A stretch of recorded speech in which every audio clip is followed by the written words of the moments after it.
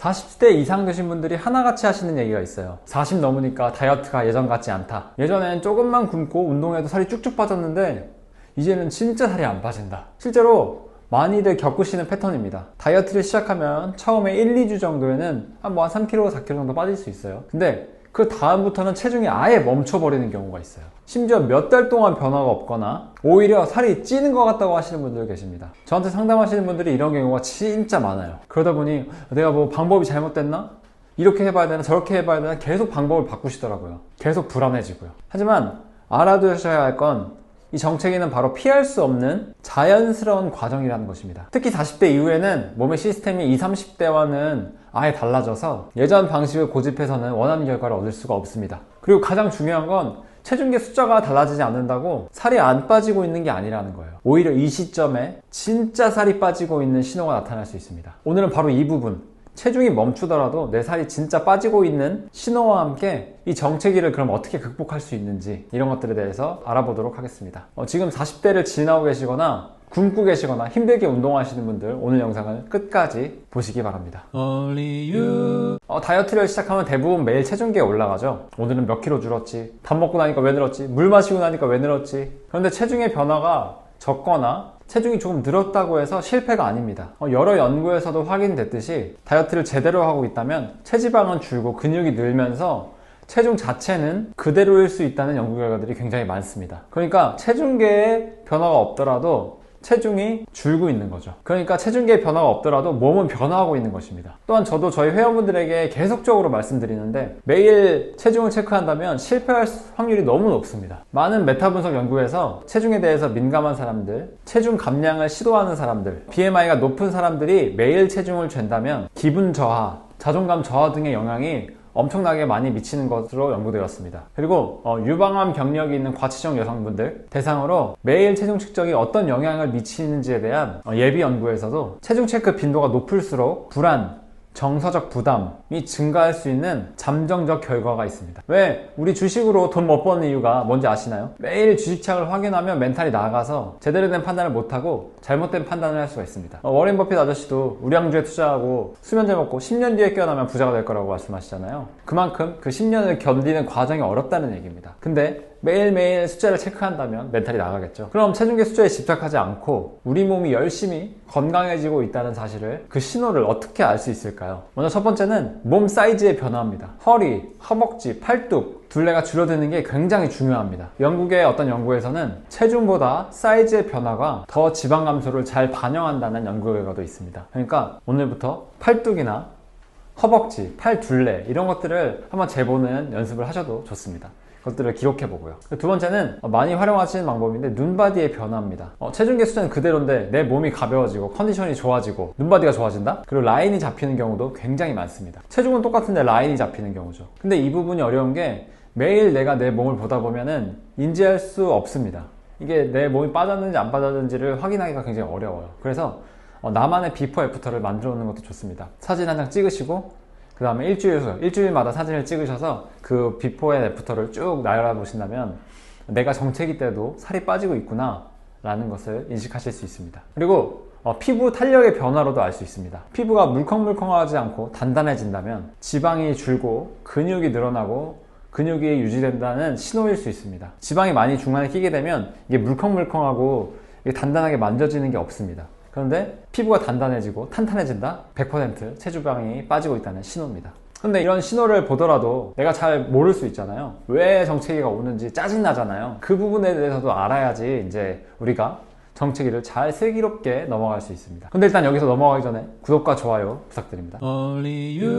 많은 분들이 궁금해하시는 정체기가 도대체 왜 오는 걸까? 왜 2, 3kg 빠지고 그대로 멈추는 걸까? 40대 이후에는, 물론 20대도 그럴 수 있지만 40대 이후에는 왜 그럴까? 그 이유가 아주 간단합니다. 사실 초반에 빠지는 게 대부분 그냥 수분이에요. 물이 빠지는 것입니다. 우리 몸에는 처음에는 지방보다 글리코겐을 먼저 사용하는데 글리코겐은 물과 함께 물을 머금고 있어가지고 분해될 때 물이 같이 빠져요. 그래서 2, 3kg 정도 초반에 잘 빠질 수 있지만 그거는 사실 지방이 빠진 게 아니라 그냥 물이 빠진 것일 확률이 높습니다. 그리고 그렇게 시간이 지나면 몸이 점점 위기를 감지합니다. 먹을 게 이렇게 적게 들어오네? 좀 아껴 써야지. 이렇게 대사량이 줄어들고 운동도 점점 더 효율적으로 바뀌게 됩니다. 말이 효율적이지 지방을 잘 안 쓴다는 얘기예요. 에너지 잘 안 쓰는 효율적인 운동으로 바뀌게 됩니다. 그래서 체중이 멈추거나 조금만 먹어도 심지어 체중이 늘어나는 경우도 굉장히 많죠. 사실 정체기는 뭔가 실패하고 내가 잘못하고 있는 것이 아니라 그냥 몸이 변화하면서 자연스럽게 내 지금 상황을 받아들이는 것입니다. 그럴 때 이때 어떻게 슬기롭게 잘 대처해야 하냐. 먼저 올리브유를 꾸준히 섭취해 주셔야 됩니다. 올리브유 다이어트를 하고 계신다면 올리브유를 꾸준히 섭취하시는 건 당연하겠죠. 앞에서 말씀드렸다시피 음식물은 뭐 쉽게 말하면 칼로리라고 말할 수 있습니다. 칼로리가 적게 들어오네? 그러면 몸을 아껴 써야지 라는 마음이 있는데 올리브유는 칼로리가 굉장히 높습니다. 그래서 꾸준히 섭취를 해주면 칼로리가 제대로 들어왔네 라고 몸이 인식할 수 있습니다. 그래서 뭐 올리브유의 다른 성분들이 오히려 몸을 더 좋게 만들어주니까 이거 왜 몸이 지금 잘 돌아가지? 칼로리도 많이 들어오고 몸도 잘 돌아가네? 이러면서 지방을 훨씬 빨리 태우는 몸으로 전환될 수 있습니다. 그래서 이 방법으로 정체기를 극복하시는 분들 굉장히 많아요. 하지만 이제 아시죠? 칼로리가 중요한 게 아니라는 거. 얼마나 영양이 있는 걸 제대로 먹느냐가 중요합니다. 요즘에 다이어트 메타는 그거죠. 잘 챙겨 먹는다. 잘 챙겨 먹어야 살이 빠진다. 옛날하고 아예 달라졌어요. 그게 맞습니다. 여기서 온 거죠. 영양분을 제대로 섭취해줘야지, 좋은 영양분을 제대로 섭취해야지 살이 기아 상태가 되지 않고 금방 빠집니다. 그럼 좋은 영양분이 뭘까? 제가 추천드리는 방식은 바로 채소과일입니다. 두 번째 방법인데 채소과일은 정말 좋습니다. 항산화 성분도 듬뿍 들어있고 영양도 많이 들어있고 건강기능성 식품 대부분이 다 채소과일에서 추출한 거 만들어 놓은 건 아시죠? 원물을 먹는 게 훨씬 좋습니다. 영양제 드시지 마시고 원물로 드시길 추천드립니다. 그런데 이 좋은 채소과일식 문제가 되는 경우가 한 가지 있는데 바로 채소과일을 먹을 때 조금만 먹는 것입니다. 이게 많은 채소과일식 하시는 분들의 실수인데 채소과일을 정말 배 터지게 듬뿍 드셔야 합니다. 뭐 여러 가지 문제가 있는데 너무 조금 먹으면 이제 금방 소화가 빨리 돼서 금방 배고파지니까 다른 게 좀 땡겨가지고 먹을 수도 있고 채소과일을 듬뿍 배 터지게 드셔야 합니다. 그럼 영양 섭취가 골고루 이루어져서 이제 얼굴이 반짝반짝하게 변합니다. 많은 분들이 얘기해주세요. 배부르게 먹으면 몸이 기아 상태라고 인식을 하지 않아서 훨씬 몸님이 여유로워지십니다. 몸님이 여유로워지셔야 돼요. 그래야지 지방이 줄줄 새죠. 저희 돈이 많으면 돈 줄줄 새는 것처럼 몸님이 여유로워지셔서 마음이 편안해지고 지방이 줄줄 새게 만들어야 합니다. 아셨죠? 그리고 세 번째는 단백질 섭취를 늘리는 것입니다. 의외로 단백질 섭취를 좀 늘려가지고 정체기를 극복하시는 분들도 계시더라고요. 물론 단백질 파우더 이런 것들은 추천드리지 않습니다. 렌틸콩, 두부, 템페 같은 콩에서 온 식물성 단백질들을 추천드립니다. 특히 두부는 갱년기 여성 다이어트에 굉장히 많은 도움이 되니까 추천드리죠. 그리고 네 번째는 간헐적 단식을 활용하는 것입니다. 식사량을 억지로 줄이는 것보다는 한 끼 먹을 때 배부르게 먹고 공복 시간을 오래 유지하는 게 훨씬 좋은 다이어트 방법이라고 요즘에 말씀드리죠. 예를 들어 아침에 건너뛰고 점심과 저녁만 먹는다면 저녁 식사를 7시 정도에 마무리하고 다음날 점심을 12시쯤에 먹는다면 한 17시간 정도 간헐적 단식을 하신다고 생각하시면 좋습니다. 물론 소화시간 뭐 이런 거 계산해서 뭐 해야 되겠지만 그런 것도 그냥 건너뛰고 17시간 공부 유지한다 그러면 기분 좋잖아요. 그게 더 중요한 거예요. 기분 좋은 게. 그러니까 그냥 그렇게 생각하시고 17시간 정도 공부를 유지하는구나 라고 생각하시면 좋습니다. 채소과일 먹으면은 한 30분이면은 소화되니까 그 정도 돼요. 그러니까 여유 있는 마음을 가지는 게 중요합니다. 간헐적 단식도 여유 있는 마음으로 하시면 좋습니다. 그리고 다섯 번째 운동입니다. 운동을 하지 않으셨던 분이라면 운동을 하시는 걸 추천드려요. 그런데 완전히 대사가 회복되기 전에 그리고 체중이 정상 체중으로 돌아가기 전에는 운동을 그렇게 추천드리진 않습니다. 뭐 가벼운 산책 정도는 추천드리지만 가벼운 러닝이나 근데 운동을 좀 빡세게 하면은 과체중인 상태에서 운동을 하게 되면은 무릎이나 관절 이런 부분들이 문제가 될 수 있기 때문에 정상 체중으로 돌아온 후에 운동하는 걸 추천드립니다. 가벼운 러닝이나 산책 정도만 하더라도 정말 살이 잘 빠집니다. 실제로 저희 지금 다이어트 프로그램을 진행하고 있는데 제가 20-30분 산책만 하시라고 말씀드리거든요. 그런데도 일주일에 2kg 감량 정도는 무리 없이 일어나고 있습니다. 이 정도만 해도 충분합니다. 마지막 여섯 번째는 수면입니다.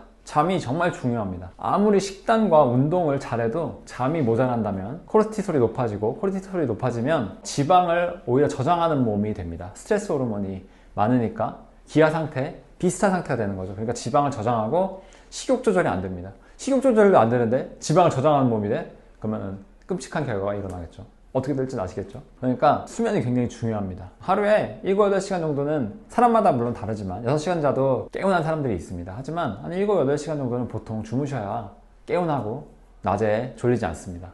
그 정도는 충분히 중요해요. 그리고 커피는 아메리카노를 끊는 것도 좋은데 못 끊겠다고 하시는 분들은 오전에만 드시는 것도 괜찮습니다. 이게 반감기가 한 12시간 정도 되기 때문에 끊기 너무 힘들다 그러신 분들은 오전에만 드셔도 됩니다. 저도 사실 오전에는 커피를 마십니다. 괜찮습니다. 그리고 뭐 잠자기 한 1시간 전부터는 스마트폰 안 보는 게 좋고요. 봐야 된다면 요즘에는 블루라이트 차단 기능 다 있죠. 그걸 켜놓고, 저는 24시간 그걸 켜놓고 있습니다. 그래서 핸드폰이 좀 누런데 이게 뭐 적응되면 괜찮아요. 저는 24시간 블루라이트 차단 기능을 켜놓고 있습니다. 이 작은 습관이 호르몬을 바꾸고 체중 감량에는 큰 차이를 만듭니다.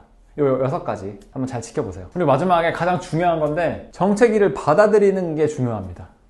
이거는 올 수밖에 없는 자연스러운 현상이구나 라고 생각하시고, 무조건 뚫으려고 막 이 방법 저 방법 써서 애쓰고 막 이런 것들은 답이 아닙니다. 그러다가 포기하는 거죠. 보통 체중은 이렇게 계단식으로 빠지기 때문에 정체기가 올 수밖에 없습니다. 평평한 구간에서 다시 내 몸이 나를 인식하고 다시 체중이 빠지면 이때 몸이 회복되고, 약간 이런 식으로 계단식으로 성장이 일어난다고 생각하시면 될 것 같아요. 그래서 준비가 되면 알아서 빠지니까 저희는 체중계에 너무 신경 쓰지 마시고, 오늘 하루 컨디션, 내가 오늘 하루를 어떻게 지낼 것인지에 대해서, 그거에 대해서만 신경을 쓰신다면 충분히 정체기를 극복해서 내가 원하는 몸을 가질 수 있을 것입니다. 자, 오늘 얘기 정리해보면, 체중계가 멈추는 건 실패가 아니라 살이 빠지고 있는 신호입니다. 사이즈가 줄고 눈바디가 좋아지고 피부가 단단해지고, 이 모든 게 내가 지금 몸이 변화하고 있다는 증거입니다. 정체기는 누구나 오고 누구나 극복할 수 있습니다. 이 시기를 어떻게 관리하고 받아들이냐에 따라서 다이어트 승패가 결정나는 것 같아요. 앞에 봐서 말씀드린 6가지를 실천하시고 편안하게 더 내 몸을 받아들인다면 더 슬기롭게 극복하실 수 있습니다. 건강해지면 살은 빠집니다. 감사합니다. 올리브였습니다.